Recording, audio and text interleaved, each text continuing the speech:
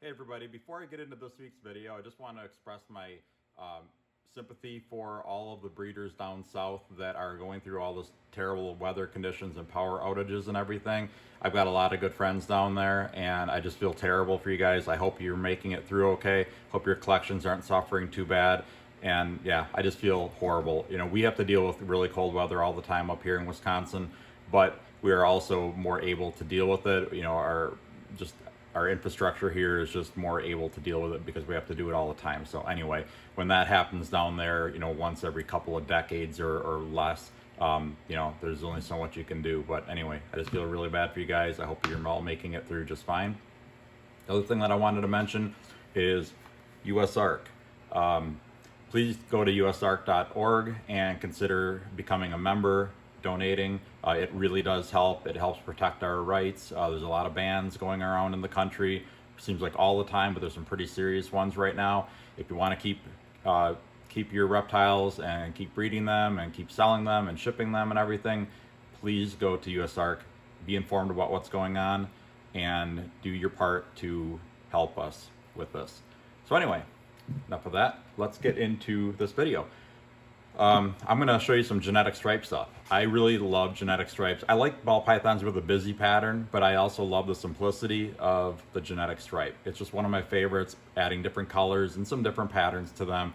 And anyway, I really think that they're a very underrated morph. I know a lot of you love genetic stripes, but they're not quite as popular overall, I'd say, as I think that they should be. So I'm going to try to do my part to help you see how awesome some of these genetic stripes are. So let's just start looking at them. I got a lot of them to show you here too, so I'm not going to spend a ton of time on each one. I don't want this video to turn into a 45-minute mini movie. So anyway, let's just start looking at these.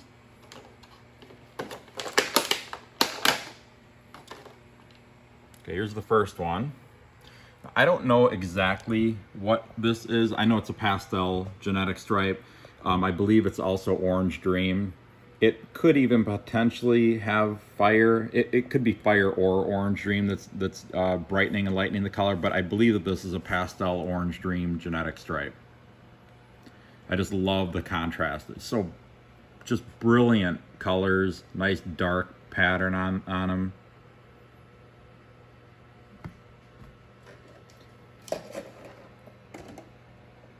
And then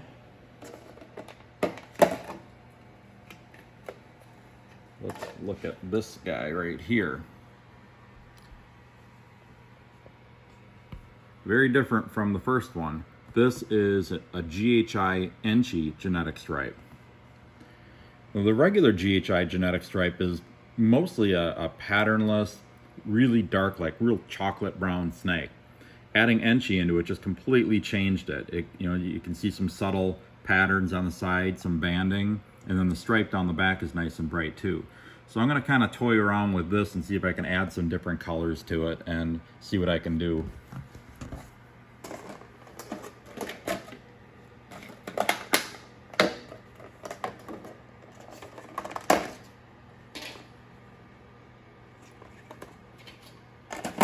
Okay, then the next one I have here.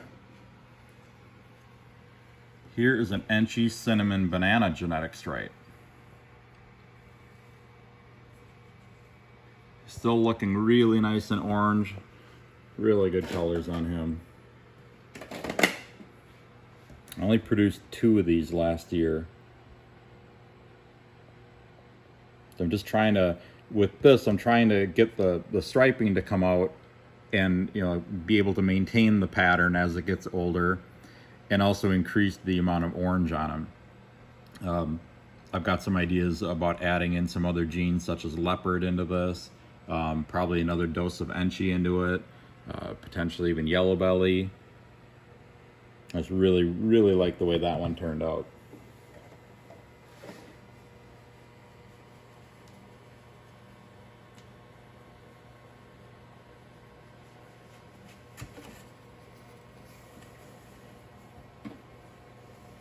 Okay, my next one, get him out here.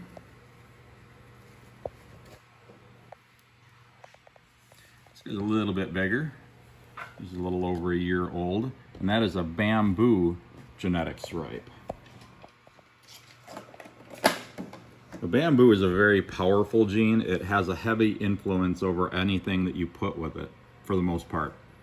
But you can obviously still see that it's a genetic stripe. It's got the really nice, bold, lighter stripe down with the two side stripes. So hopefully I'll figure out some other things to put into this. I mean, the color is nice too. I mean, it's a fairly typical bamboo color, but yeah, I really like this one a lot. I'm gonna try to actually breed this into the GHI genetic stripes, and I've got some other ideas too. So this guy, I did not use this one for breeding this year. I actually ran out of females and didn't have a female ready for this one, but this fall I'll breed him with a couple of different females.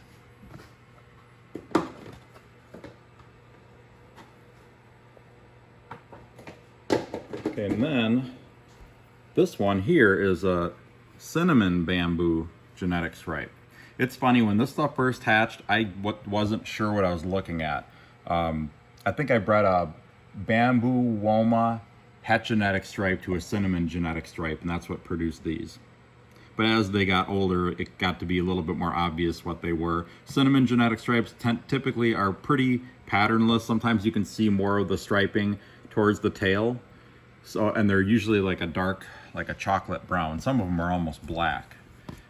So yeah, that's what happens when you breed cinnamon and bamboo into genetic stripe. And these two are actually, I think these are siblings. I have to look at my records to be sure.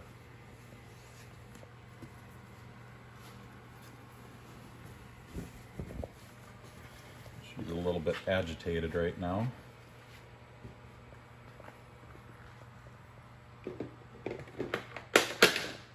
Okay, now probably my favorite gene I added into G-Stripe is Leopard.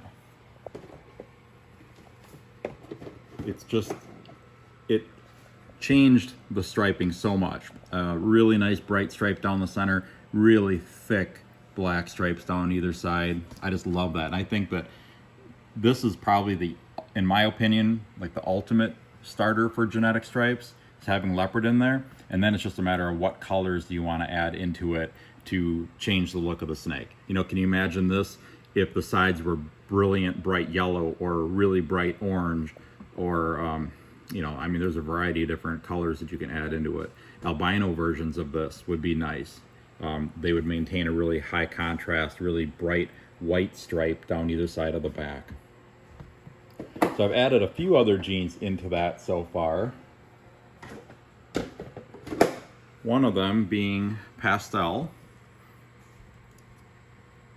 Pastel's turned out pretty nice. I was hoping that the striping would stay, like this one, the striping is a little washed out on the sides compared to this one, but still a nice look. You know, you can really see the striping on it really well. So, and really cool side patterns too.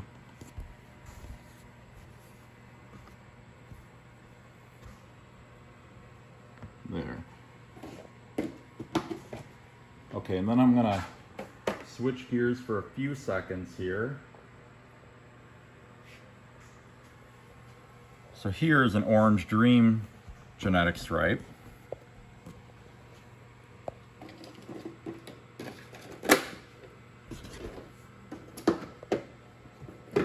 And then I did that. Oh, here, let's look at this one a little bit more closely. Really nice oranges on there. Not quite as clean and bright as I was hoping to get with just the regular Orange Dream genetic stripe. But that's why you make the Super Orange Dream G-Stripe. I've showed these on videos before, but they're really coloring up nicely and I wanted to show them again. So the Super is just so much cleaner and brighter. And imagine adding a gene like enchi into this to even brighten it up more. That's coming soon, hopefully. Got a few different Super OD genetic stripe projects going right now.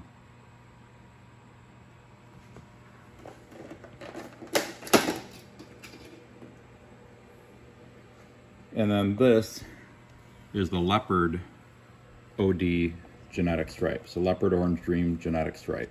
The Leopard kind of muted the orange color a bit. You know, it's not as bright as this, and definitely not as bright as this. but I'm going to be working on making super orange dream versions of this, so hopefully the colors will come out even brighter. I'm hoping to get something more like this one with the super. But again, really nice bold pattern. Really makes that striping stand out.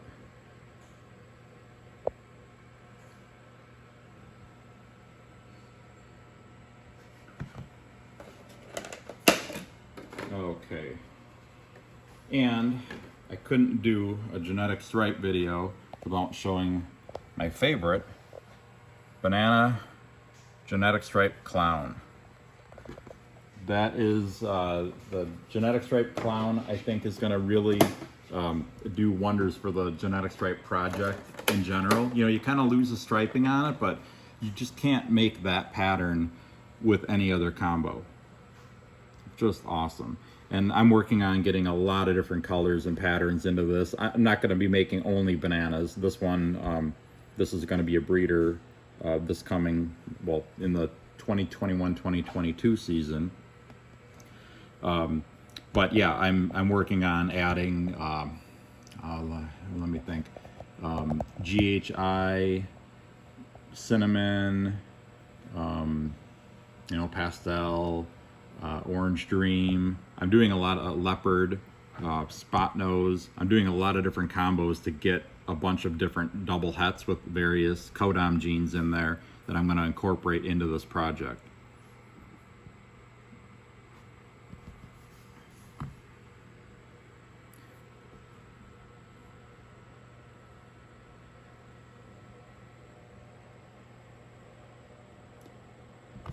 All right, well, that's all I have for you today. Hope you guys like that. I really like genetic stripes. I hope you do too. Check out my website, royalconstrictordesigns.com, to see what genetic stripes and other ball pythons that I have available. I don't really know what I have up for sale right now for G-stripe stuff, but I produce quite a bit of it, so I'll be putting up a lot of new stuff this season as the babies start hatching. So we're kind of right in the middle of the breeding part of the season right now. I'm going to start probably getting a few clutches here in March, and then in April, May, June, July, it just kind of snowballs, and you know, by July I'll be getting clutches every day of the week. So exciting time. You know, right now it's mostly about anticipation. You see all these pairings, see all these males and females locking up and breeding, and you just start wondering like, oh, what am I going to produce this time? And you know, it's so much fun. And of course, you know, the incubation time, you know, when you start hatching babies out, that's like Christmas. So anyway, hope you guys like this, and make sure to check out my website, royalconstrictordesigns.com, and I will see you guys again soon.